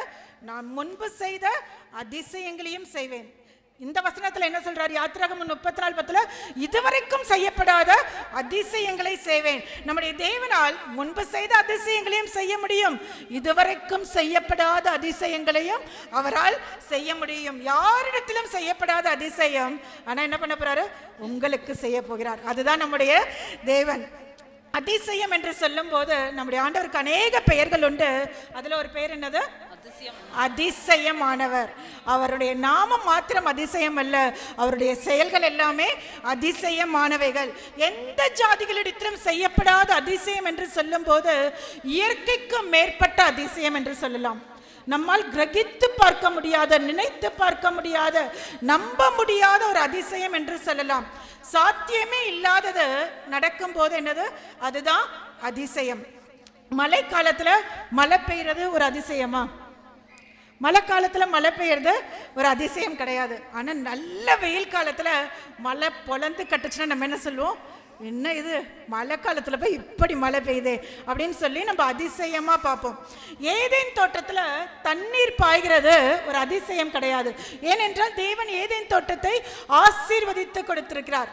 ஆனால் வனாந்திரத்துல தண்ணீர் பாய்கிறது ஒரு அதிசயம். சவுலினுடைய மகன் யோனத்தான் ராஜாவாகிறது ஒரு அதிசயம் கிடையாது. ஏன்னா அப்பாக்கு அப்புறம் மகன் தான் ராஜாவாகணும், அது ஒரு நியாயம். ஆனா தாவீது தன்னுடைய சொந்த குடும்பத்தாராலேயே அங்கீகரிக்கப்படாத தாவீது ராஜாவானது அதிசயம். இஸ்ரவேல் ஜனங்கள் தேவனுடைய பிள்ளைகள் என்று அறியப்படுவது ஒரு அதிசயம் கிடையாது. ஆனா பூமியின் கடையாந்திரங்களில் இருக்கின்ற நீங்களும் நானும் தேவனுடைய பிள்ளைகள் என்று அறியப்படுவது ஒரு அதிசயம். ஹல்லேலூயா. எனக்கு அன்பானவர்களே, வழக்கமாய் நடக்கிறதற்கு நம்ம என்ன பண்ண மாட்டோம்? அதிசயம் சொல்ல மாட்டோம். எப்போதாவது நம்ப முடியாதது நடக்கும்போது தான் நம்ம என்ன சொல்வோம்? அதிசயம் என்று சொல்வோம். வழக்கமாய் நடந்தால் அதுக்கு என்ன சொல்வோம்? ஒரு நிகழ்வு என்று சொல்வோம், ஒரு ஈவெண்ட் என்று சொல்வோம். நம்ப முடியாதது, இயற்கைக்கு மேற்பட்டது நடக்கும்போது அது ஒரு அதிசயம். நம்முடைய திறமையால் ஏதோ ஒரு காரியத்தை செஞ்சோன்னா அது என்ன சொல்வோம்? அச்சீவ்மெண்ட், ஒரு சாதனை என்று சொல்வோம். ஆனால் தேவன் நம்முடைய வாழ்க்கையில் நம்முடைய திறமையினாலேயோ இல்லை வழக்கமாய் நடக்கின்ற ஒரு காரியத்தையோ அவர் செய்ய போகிறது கிடையாது. நம்மால் நம்ப முடியாத ஒரு காரியத்தை தேவன் செய்ய போகின்றார். சங்கீதம் 17:7, சங்கீதம் 31:20-21 பார்த்தோம் என்றால் ஆண்டவரிடத்தில் அதிசயமான கிருபை உண்டு என்று சொல்லி அந்த வசனம் சொல்கின்றது. இந்த அதிசயமான கிருபை எதற்கென்று பார்த்தோம் என்றால் சங்கீதம் 31:20, சங்கீதம் 17:7 நம்மை பாதுகாப்பதற்காக தேவன் அதிசய கிருபையை வைத்திருக்கின்றாராம். அதிசயமான கிருபையை குறித்து சொல்லிவிட்டு அடுத்த வசனத்தில் அவர் சொல்றார், கண்ணின் மணியை போல என்னை காத்தருளும் என்று சொல்லி தாவீது கேட்கின்றார். எனக்கு அன்பானவர்களே, நாம் வாழ்கின்ற இந்த உலகம் பொல்லாத உலகம். எந்த இடத்தில் எப்படி யாரால் எதன் மூலமாக நமக்கு ஒரு தீங்கு வரும் என்று நம்மால் சொல்லவே முடியாது. வேதம் சொல்கிறது, சத்ருவான பிசாசானவன் எவனை விழுங்கலாமோ என்று கர்ஜிக்கிற சிங்கத்தை போல அவன் என்ன பண்றானா? காத்து கொண்டிருக்கிறானாம். இப்படிப்பட்ட தீங்குகளுக்கு பொல்லாப்புகளுக்கு விளக்கும்படியாக தேவனுடைய இந்த அதிசய கிருபை நம்மை பாதுகாக்கின்றதாக இருக்கின்றது. நோவாவை, இந்த அதிசய கிருபை தான் நோவாவையும் அவருடைய குடும்பத்தையும் பேரழிவிலிருந்து பாதுகாத்தது என்று சொல்லலாம். இந்த அதிசயமான கிருபை தான் இஸ்ரவேல் ஜனங்களை கானான் தேசத்திற்கு வழி நடத்தினது என்று சொல்லலாம். இந்த அதிசயமான கிருபை தான் சவுல் 14 முறை தாவீதை கொல்லும்படியாக முயற்சி செய்த போது அவரை காப்பாற்றினது என்று சொல்லலாம். இந்த அதிசயமான கிருபை பொல்லாத சத்ருவினிடமிருந்தும் நமக்கு எதிராக காரியங்களை செய்கின்ற பொல்லாத மனிதர்களிடமிருந்தும் நம்மை பாதுகாக்கின்ற ஒரு அதிசய கிருபையாய் காணப்படுகின்றது. வேதம் சொல்கிறது, உனக்கு விரோதமாக எழும்பும் எந்த ஆயுதமும் வாய்க்காமல் போகும். இந்த ஊழியத்திற்கு விரோதமாக எழும்புகின்ற எந்த ஆயுதமும் வாய்க்காமல் போகும் என்று சொல்லி தேவன் சொல்கின்றார். எனக்கு அன்பானவர்களே, அதிசயமான கிருபையை விளங்க செய்த தேவன் மேலுமாய் ஒரு காரியத்தை சொல்கின்றார். 2 நாளாகமம் 26:15 உசியா என்ற ஒரு ராஜாவை குறித்து சொல்லப்பட்டிருக்கின்றது. அவனை குறித்து இப்படி சொல்கிறது, God provided him a marvelous favor. ஆச்சரியமான அனுகூலம் அவனுக்கு உண்டாயிற்று என்று சொல்லப்பட்டிருக்கின்றது.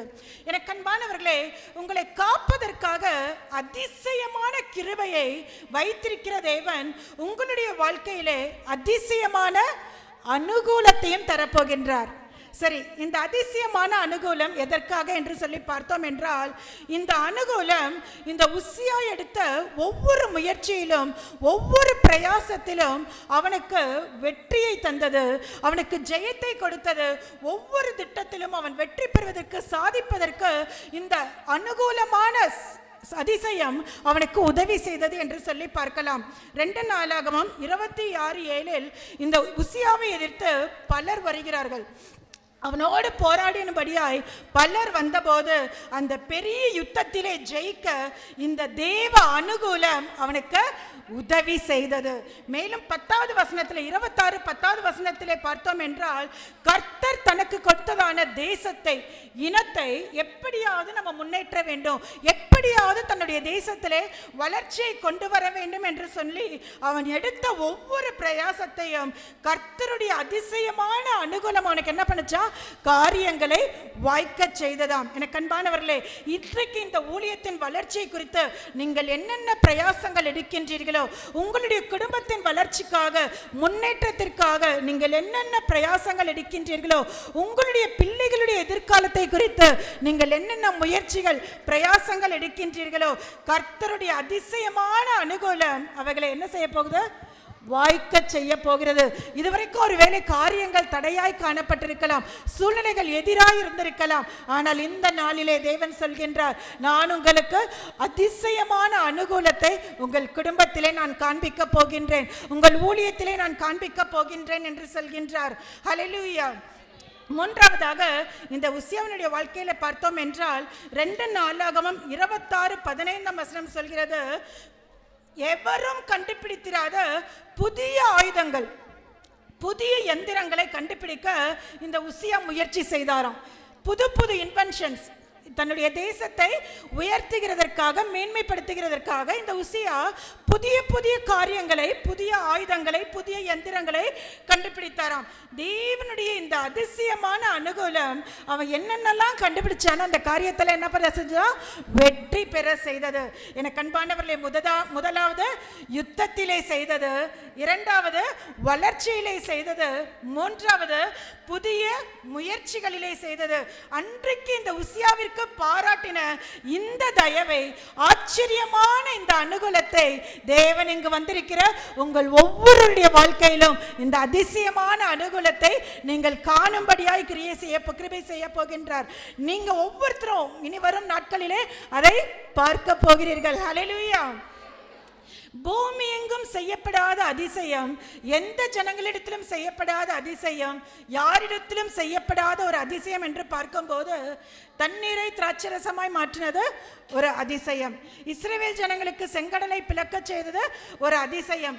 எலியா ஜெபித்த போது வானத்திலிருந்து சடிதியாய் அக்கினி இறங்கி வந்தது ஒரு அதிசயம். கன்னிப்பெண் மரியாள் தேவகுமாரனை பெரும்படியாய் செய்தது ஒரு அதிசயம். யோசுவா 10:14 சொல்கிறது, இப்படி நானே சொல்றேன்.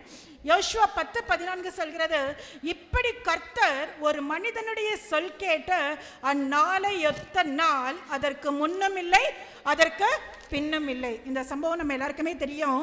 யோசுவா 10:3-5 வாசித்தோம் என்றால், யோசுவாவினுடைய வளர்ச்சியை கண்டு பொறாமை கொண்ட எருசலேமின் ராஜா, எபிரோனின் ராஜா, யர்முத்தின் ராஜா, லாகீசின் ராஜா, எக்லோனின் ராஜா என்ற 5 நாட்டை சேர்ந்த ராஜாக்கள் இந்த யோசுவாவோடு யுத்தம் செய்து அவரை அழித்து விட வேண்டும் என்று சொல்லி ஒரு பிளான் பண்ணினார்கள். அப்ப இந்த யோசுவா செய்த ஒரு காரியம், ஆண்டவர்கிட்ட போய் ஜெபம் பண்றார். அப்ப ஆண்டவர் சொல்றாரு, இந்த யுத்தத்தில் ஜெயம் யாருடையது? உன்னுடையதா இருக்கும் என்று சொல்லி ஆண்டவர் யோசுவாவுக்கு ஒரு வார்த்தை கொடுக்கின்றார். அந்த காலத்துலலாம் ஒரு போர் நடக்குது, ஒரு யுத்தம் நடக்குது, ஒரு வார் நடக்குதுன்னா அவங்களுடைய பழக்க வழக்கம்லாம் என்ன அப்படின்னு பார்த்தீங்கன்னா, சாயங்காலத்துக்குள்ள யுத்தத்தை முடிச்சிடணும். ஏன்னா சூரியன் அஸ்தமிக்கும் முன்பாக யுத்தத்தை அவங்க முடிச்சுட்டு, அந்த நாளில் ஒருவேளை யுத்தத்தில் யாரெல்லாம் மரித்து போனார்களோ அவர்களை அடக்கம் செய்வதற்கும், யுத்தத்தில் அடிப்பட்டவங்களுக்கு அந்த காயம் கட்டுறதுக்கு அந்த நேரத்தை அவங்க யூஸ் பண்ணிப்பாங்க. இது யுத்த நாட்களில் நடந்த ஒரு வழக்கமாக இருந்தது. ஆனால் இந்த யோசுவா என்ன பண்ணாருன்னு பார்த்தீங்கன்னா, என்ன கொஞ்ச நேரத்தில் செய்தியை முடித்துடலாம். யோசுவா 10:12-14 வரைக்கும் வாசிச்சிங்கன்னா, சூரியனே நீ கிபியோன் மேலும், சந்திரனே நீ ஆயிரோன் பள்ளத்தாக்கின் மேலும் தரித்து நில்லுங்கள் என்றான். அப்படியே சூரியன் அஸ்தமிக்க தீ விரிக்காமல் ஏறக்குறைய ஒரு பகல் முழுவதும் நடுவானத்தில் நின்றதாம். சூரியன் அசையாம நின்னுச்சான். இப்படி கர்த்தர் ஒரு மனிதனுடைய சொல் கேட்ட அந்நாளையொத்த நாள் அதற்கு முன்னும் இல்லை, அதற்கு பின்னும் இல்லை. அந்நாளிலே தேவன் யோசுவாவிற்காக செய்த இந்த கிரியை யாவரால் அறியப்பட்டிருந்தது, யாவரால் பேசப்பட்டிருந்தது. இப்படி சூரியன் மறையாமல் நின்றது வரலாற்றில் ஒரு மைல்கல்லாய் காணப்பட்டது. மேலும் ஏசாயா 38:7-8 பார்த்தீங்கன்னா, எசேக்கியா ராஜாவிற்கு ஒரு மரணத்திற்கு ஏதுவான ஒரு வியாதி வந்தது. அப்ப ஏசியா தீர்க்கதரிசி வந்து சொல்றாரு, உன்னுடைய வீட்டின் காரியங்களை ஒழுங்குபடுத்த நீ மரித்து போவாய் என்று சொல்கின்றார். அதை கேட்ட உடனே இந்த எசேக்கியா என்ன பண்றாரு, ஆண்டவர்கிட்ட போய் ஜெபம் பண்றாரு. அப்ப யார் அவருக்கு தீர்க்க தரிசனம் சொன்னாங்களோ, யார் அவருக்கு ஒரு துர்ச்செய்தி சொன்னாங்களோ, அவரே திரும்ப வந்து என்ன சொல்றாரு, அவருக்கு ஒரு நல்ல செய்தியை சொல்றார். ஆண்டவருடைய ஆயுசு நாட்களோட 15 ஆண்டுகளை கூட்டி கொடுக்கிறார் என்று. அப்ப இந்த எசேக்கியா சும்மா இல்லை. இந்த எசேக்கியா என்ன பண்றாரு, ஒரு அடையாளத்தை கேட்கிறார். என்ன கேட்கிறாருன்னா, சூரிய கடிகாரம் 10 பாகை ஒரு அடையாளத்தை கேட்ட உடனே இந்த ஏசாயா தீர்க்கதரிசி சொல்றாரு, உனக்கு சூரிய கடிகாரம் 10 பாகை முன்னிட்டு போக வேண்டுமா அல்லது 10 பாகை பின்னிட்டு போக வேண்டுமா என்று கேட்கிறாரு. அப்ப எசேக்கியா சொல்றாரு, கிளாக் வந்து முன்னாடி போறது ஈஸியா பின்னாடி போறது ஈஸியா?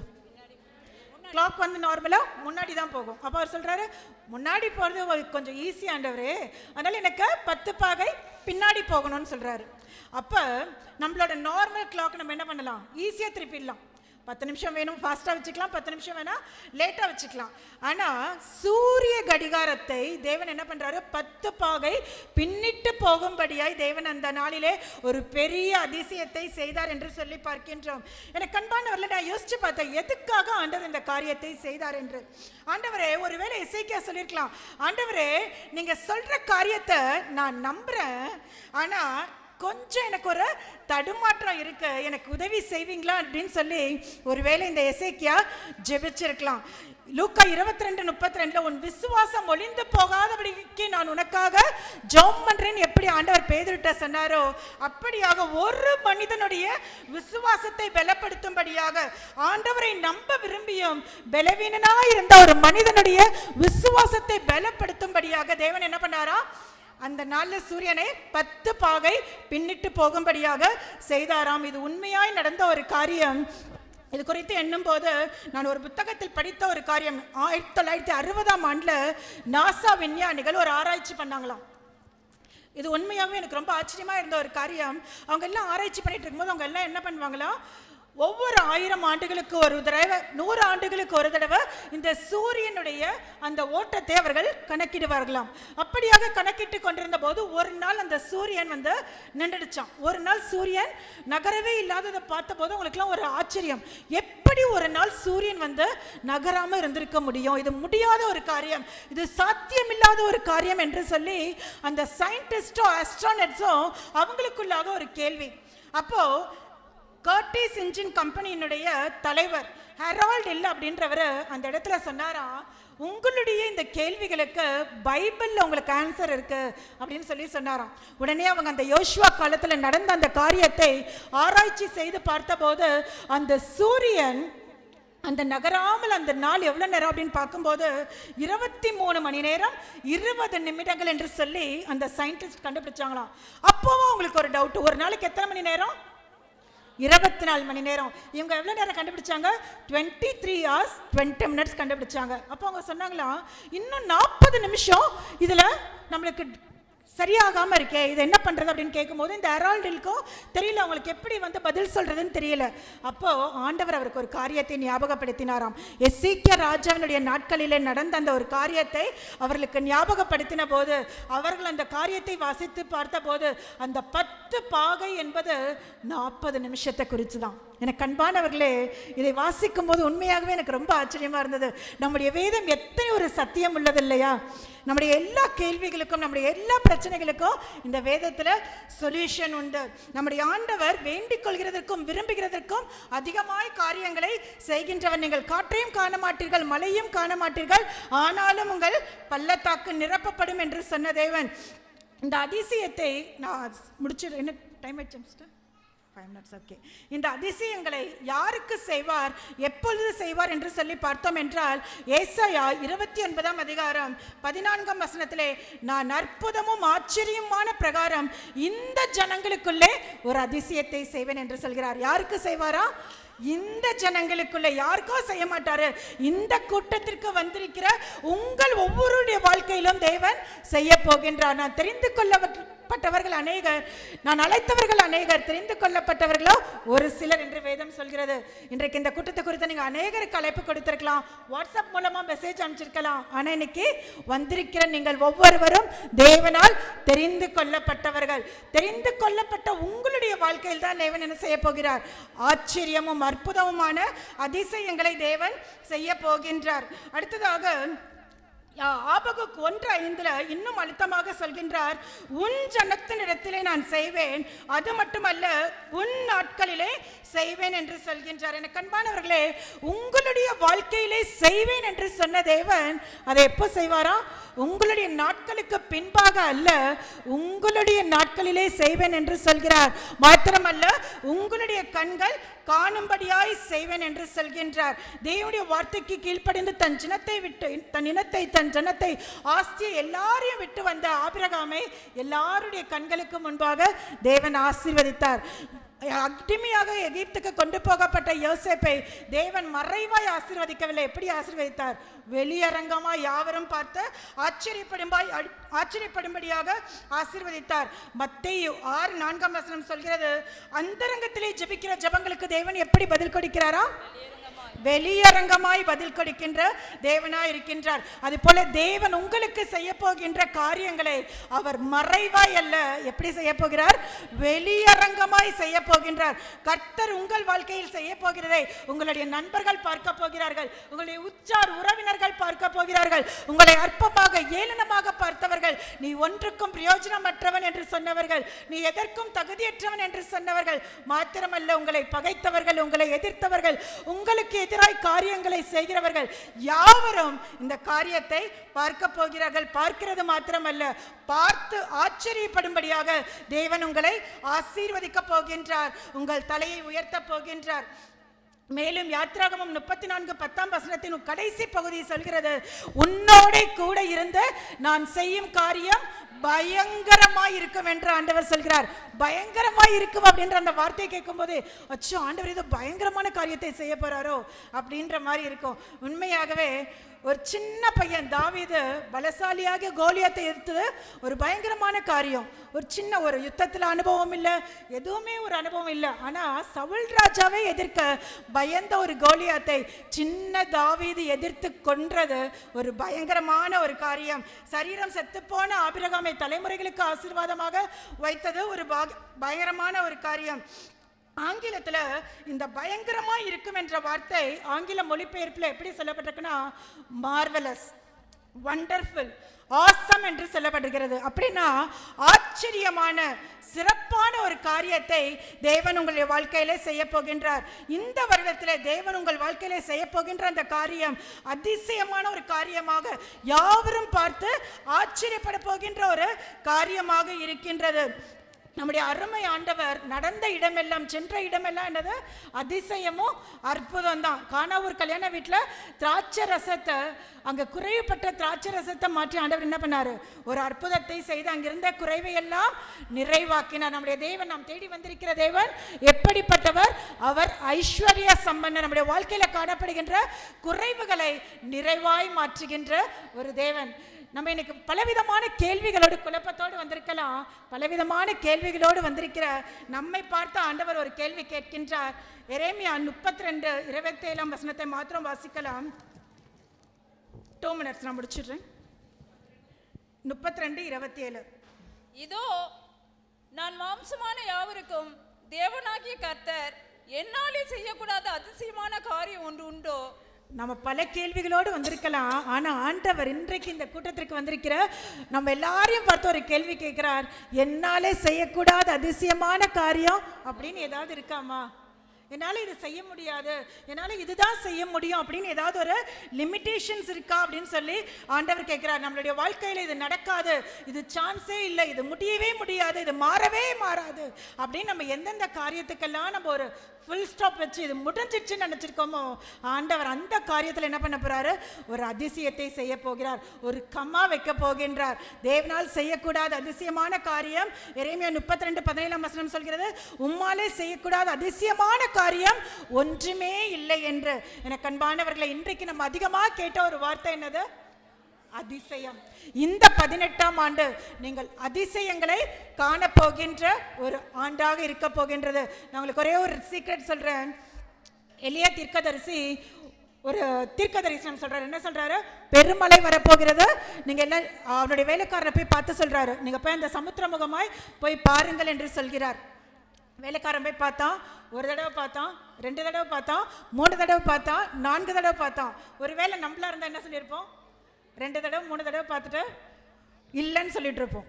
ஆனால் இந்த எலியாவினுடைய வேலைக்காரன் கீழ்ப்படிந்து சென்று பார்த்தான். ஏன்னா அவனுக்கு தெரியும் தன்னுடைய எஜமான் எப்படிப்பட்டவர் என்று தெரியும். தன்னுடைய எஜமான் ஜெபிக்கிற ஒரு மனிதர் என்று அவருக்கு தெரியும்.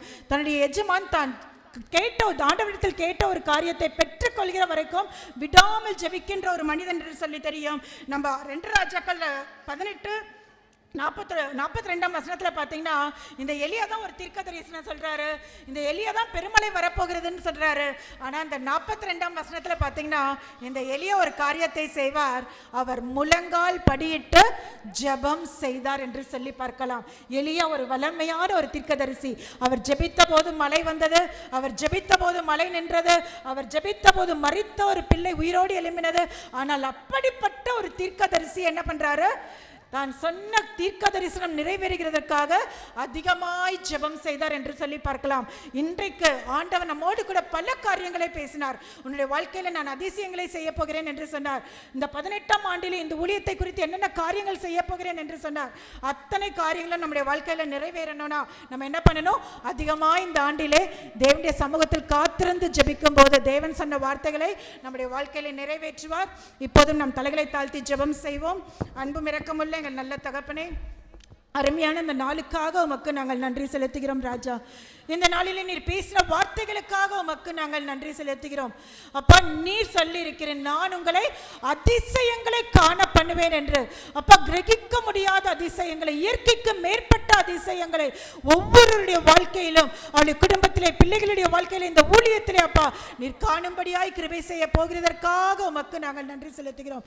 இன்னும் தகப்பனே, இந்த ஊழியத்திலே ஒரு விருத்தியை, ஒரு வளர்ச்சியை, ஒரு முன்னேற்றத்தை பார்க்கும்படியாய் நீர் கிருபை செய்ய போகிறதற்காக அநேகருடைய வாழ்க்கையை, உடைந்து போன குடும்பங்களை கட்டி எழுப்புகின்ற சகோதரிகளாக ஒவ்வொருவரையும் வரப்போகின்ற நாட்களிலே நீர் எடுத்து பயன்படுத்த போகிறதற்காக உமக்கு நாங்கள் நன்றி செலுத்துகின்றோம். ஒவ்வொருவரையும் நீர் பேர் பேராய் ஆசீர்வதிங்க. உம்முடைய கரத்தில் எங்களை தாழ்த்தி ஒப்புக் கொடுக்கின்றோம். இயேசுவின் மூலம் ஜெபிக்கின்றோம் நல்ல பிதாவே, ஆமென்.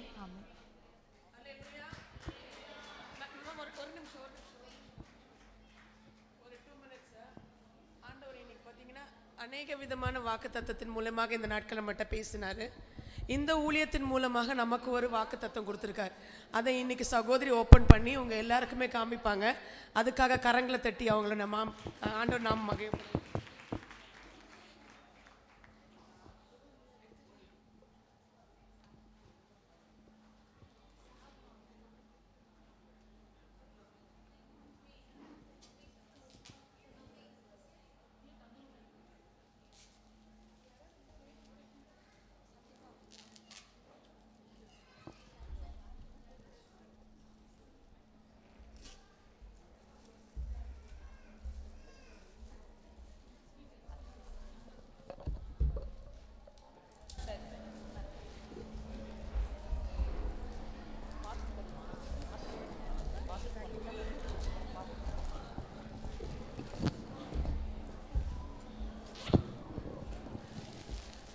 கர்த்தர் அருமையான ஒரு வாக்குத்தத்தை கொடுத்திருக்கின்றார்.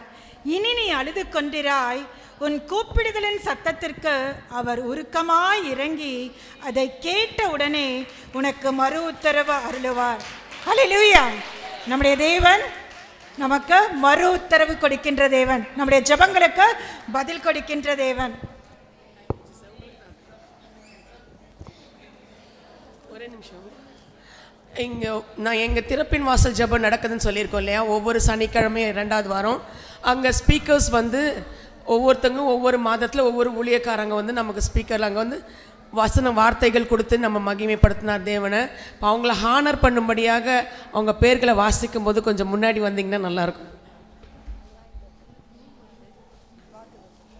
யாகல் சிஸ்டர் கொஞ்சம் மேலே வந்துடுங்க.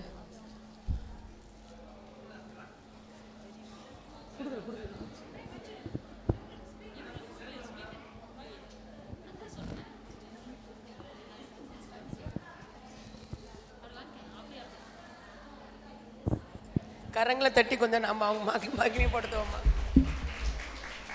ஜெயந்தி சிஸ்டர் மேலே வாங்க. கேத்ரின் சிஸ்டர் கூட அங்கே போய். ஜாஸ்மின் பாஸ்டர்மா.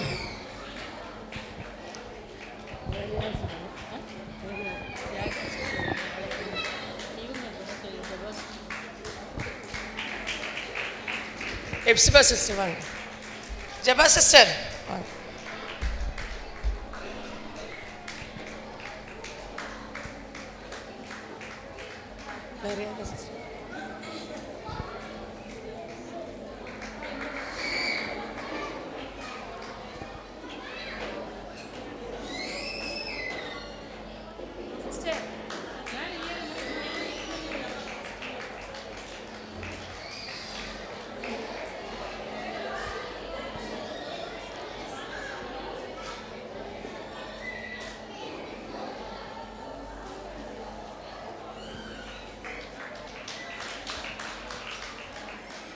இப்போ கடைசியாக பாருங்கள், முதலையே அவங்க நம்ம ஹானர் பண்ணியிருக்கணும். ரொம்ப உற்சாகமாக நம்ம வந்து வார்த்தையை கேட்க போனதுனால நம்ம ஸ்பீக்கரை நம்ம ஹானர் பண்ண முடியல. இப்போ நம்ம மத்தியில் இருக்கிற அழகான அற்புதமான வார்த்தையை பகிர்ந்து கொண்ட க்ளோரி மேக்ஸ்வெல் சிஸ்டருக்கு இப்போ நம்ம மத்தியில் இருக்கிற நம்ம சகோதரிகள் வந்து அவங்க ஹானர் பண்ணுவாங்க. கரங்களை தட்டுங்கம்மா.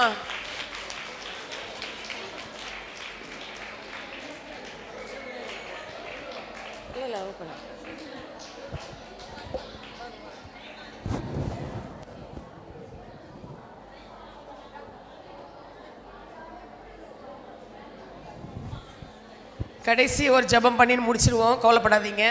நம்ம மத்தியில் இருக்கிற சுமேர்கர் பாஸ்டர் கொஞ்சம் முன்னாடி வருவாங்க. அவங்க இந்த கடைசி ஜெபம் பண்ணி நமக்கு ஆசீர்வாதம் கொடுப்பாங்க. ஒரே ஒரு 2 செகண்ட்ஸ் வெயிட் பண்ணுங்க, முடிஞ்சிடும். பாஸ்டர் ஹானர் பண்ண நேரம் கொஞ்சம் தயவு செஞ்சு கரங்கள் தட்டி அவங்கள ஹானர் பண்ணுறோமா? அவங்க எங்கே நார்த் சென்னையிலேருந்து வந்திருக்காங்க நமக்காக.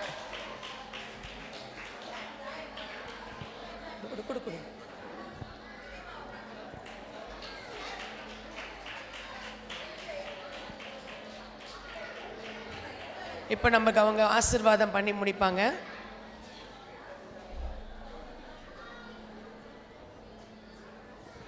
ஜெபிப்போம். இந்த 18வது ஆண்டு விழாவை கர்த்தர் மிகவும் சிறப்பாக ஆண்டவர் நடத்தி கொடுத்தார்.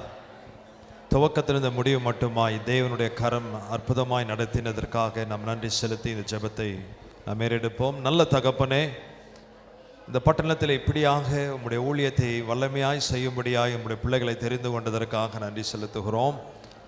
இந்த 18 ஆண்டுகளாக இந்த ஊழியத்தை அற்புதமாய் நடத்தி கொடுத்த நம்முடைய அன்பிற்காக ஸ்தோத்திரம். இந்த விழாவின் ஆண்டவரே கர்த்தாவே, அவர்கள் எடுத்த ஒவ்வொரு பிரயாசங்களுக்கும் மேலாக நினைப்பதற்கும் ஆண்டவரே வேண்டுவதற்கும் அதிகமாய் கிரியை செய்கிற தேவன், இந்த நாளிலே ஆண்டவரே இந்த கூட்டத்தை அற்புதமாய் நடத்தி கொடுத்த நம்முடைய தயவுக்காக ஸ்தோத்திரம். உம்முடைய வார்த்தையின்படியாக இந்த ஊழியத்தை இனி வரும் நாட்களில் ஆண்டவரே இந்த பட்டணத்தில் ஒரு தேவ மனிதன் இருக்கிறார் என்று சாமுவேலை குறித்து ஒரு அடையாளம் சொன்னது போல அடையாளப்படுத்துகிற ஒரு ஊழியமாய், அடையாளம் காணுகிற ஒரு ஊழியமாய் கர்த்தர் நீர் மாற்றப் போகிறதற்காக நன்றி செலுத்துகிறோம். தொடர்ந்து வழி நடத்தும், உங்கள் நாமம் மகிமைப்படட்டும். கிறிஸ்து இயேசுவின் உன்னத நாமத்தில் கேட்கிறோம் நல்ல பிதாவே, ஆமேன் ஆமேன். எல்லாரும் சேர்ந்து சொல்வோம். என் ஆத்துமாவே கர்த்தரை ஸ்தோத்திரி, என் முழு உள்ளமே அவருடைய பரிசுத்த நாமத்தை ஸ்தோத்திரி. என் ஆத்துமாவே கர்த்தரை ஸ்தோத்திரி, கர்த்தர் செய்த சகல உபகாரங்களை மறவாதே. ஆமேன். நம்முடைய கர்த்தராகிய இயேசு கிறிஸ்துவின் கிருபையும் பிதாவாகிய தேவனுடைய அன்பும் பரிசுத்த ஆவியானவருடைய அந்யோன்ய ஐக்கியம் சிநேகம் சமாதானமும் அவருடைய ஜீவனுள்ள வார்த்தையும் இந்த ஊழியத்தோடும் இன்றைக்கு வந்த ஒவ்வொரு தேவ பிள்ளைகளோடும் என்னென்றைக்கும் இருப்பதாக. ஆமேன் ஆமேன். கர்த்தர் உங்களை ஆசீர்வதிப்பாராக. நன்றி. Praise lord. ரொம்ப ரொம்ப தேங்க்ஸ். இவ்வளோ நேரம் அமைதியாக உட்காந்துட்டு இருந்தீங்க. உங்களுக்கான ஒரு சிறப்பான விருந்து தயார் பண்ணியிருக்கோம். அந்த ஐக்கிய விருந்தில் கலந்து கொண்டு தேவ ஆசீர்வாதத்தை பெற்று செல்லுங்க. மறுபடியும் சித்தமான நேரங்களில் நம்ம இணைந்து கர்த்தருடைய நாமத்தை மகிமைப்படுத்துவோம். தேங்க்யூ. Praise Lord. ஹல்லேலூயா.